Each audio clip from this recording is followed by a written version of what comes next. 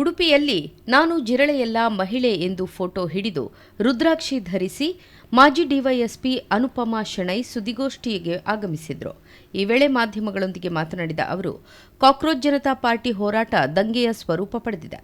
Neat ಪರೀಕ್ಷೆಯಲ್ಲಿ ವಿದ್ಯಾರ್ಥಿಗಳು ಆತ್ಮಹತ್ಯೆ ಮಾಡಿಕೊಂಡಿದ್ದಾರೆ ಎಂದು ಪ್ರತಿಭಟನೆ ನಡೀತಾ ಇದೆ. ಕೇವಲ ನೀಟ್ ಪರೀಕ್ಷೆ ಮಾತ್ರವಲ್ಲ, ಎಲ್ಲ ಪರೀಕ್ಷೆಯಲ್ಲಿ ಪ್ರಶ್ನೆ ಪತ್ರಿಕೆ ಸೋರಿಕೆಯಾಗುತ್ತಿದೆ. ಹೋರಾಟಗಾರರು ಹೋಗುತ್ತಿರುವ ದಾರಿ ಸರಿಯಿಲ್ಲ. ನ್ಯಾಯಾಧೀಶರು ಹೇಳಿದ ಕಾಕ್ರೋಚ್ ಅನ್ನೋ ಪದ ಬಳಕೆಯೇ ಈ ಹೋರಾಟಕ್ಕೆ ಕಾರಣ. ನ್ಯಾಯಾಧೀಶರು ಕೋರ್ಟ್ನ ಡೆಕೋರಂ ನಿಭಾಯಿಸುವ ಬದಲಿಗೆ ಕ್ಷುಲ್ಲಕ ಹೇಳಿಕೆ ನೀಡಿದ್ದಾರೆ. ನ್ಯಾಯಾಲಯದ ಗೌರವ ಮತ್ತು ಘನತೆಗೆ ಧಕ್ಕೆ ಮಾಡುವುದು ಸರಿಯಲ್ಲ ಎಂದರು. ನೀಟ್ ಪರೀಕ್ಷೆ ಪದ್ಧತಿ ದಕ್ಷಿಣ ಭಾರತೀಯರಿಗೆ ಮಾರಕವಾಗಿದೆ. ಎಷ್ಟು ದಕ್ಷಿಣ ಭಾರತೀಯರಿಗೆ ವೈದ್ಯಕೀಯ ಶಿಕ್ಷಣಕ್ಕೆ ಅವಕಾಶ ಸಿಕ್ಕಿದೆ. ಪ್ರಧಾನಿ ಮೋದಿಯವರೇ ಉತ್ತರ ಭಾರತೀಯರಿಗೆ ಅನುಕೂಲ ಆಗುವಂತೆ ನೀಟ್ ಪರೀಕ್ಷೆ ತಂದಿರೆ. ಇವತ್ತು ಉತ್ತರ ಭಾರತೀಯರೇ ನಿಮಗೆ ಅಗ್ನಿ ಪರೀಕ್ಷೆ ತಂದಿದ್ದಾರೆ. ನೀಟ್ ಪರೀಕ್ಷೆಯನ್ನ ರದ್ದುಗೊಳಿಸಿ.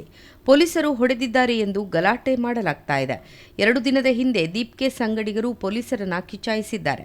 ಮಳೆ ಬರುವಾಗ ಜಿರಳೆ ಹೋರಾಟಗಾರರು ಮಳೆಯಲ್ಲಿ ನೆನೀತಾ ಇದ್ರು. ನೆರಳಲ್ಲಿ ನಿಂತಿದ್ದ ಪೊಲೀಸರನ್ನ ಕಿಚಾಯಿಸುತ್ತಿದ್ರು. ಪೊಲೀಸ್ ಹೊಟ್ಟೆ ದೊಡ್ಡದಿದೆ ಎಂದು ದೀಪ್ಕೆಯ ಸ್ನೇಹಿತ ಕಿಚಾಯಿಸುತ್ತಿದ್ದ.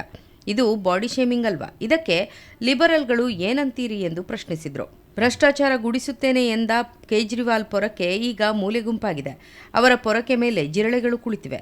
ನನಗೆ ಜಿರಳೆ ಇಷ್ಟ ಆಗಲ್ಲ. ನಾನು ಜಿರಳೆ ಕಂಡ್ರೆ ಚಪ್ಪಲಿಯಲ್ಲಿ ಹೊಡೆಯುತ್ತೇನೆ ಎಂದರು. ಇದು ಏನಲ್ಲ, ಜಿರಳೆ ಅಂತ ಹೇಳಿದ್ರೆ ಯಾವ ಹೆಣ್ಣು ಮಕ್ಳಿಗಂತೂ ಇಷ್ಟನೇ ಇಲ್ಲ. ನನ್ಗೆ ಇಷ್ಟ ಇಲ್ಲ. ನಿಮ್ಗೆ ಯಾರಿಗೆ ಇಷ್ಟ ಇದೆ ನಂಗೆ ಗೊತ್ತಿಲ್ಲ. ಯಾಕೋ ಗೊತ್ತಿಲ್ಲ, ಕಾಂಗ್ರೆಸ್ಸಿಗರಿಗೆ ಇಷ್ಟ ಆಗ್ಬಿಟ್ಟಿದೆ. ಅರವಿಂದ್ ಕೇಜ್ರಿವಾಲ್ಗೆ ಜಿರಳೆ ಇಷ್ಟ ಆಗ್ಬಿಟ್ಟಿದೆ.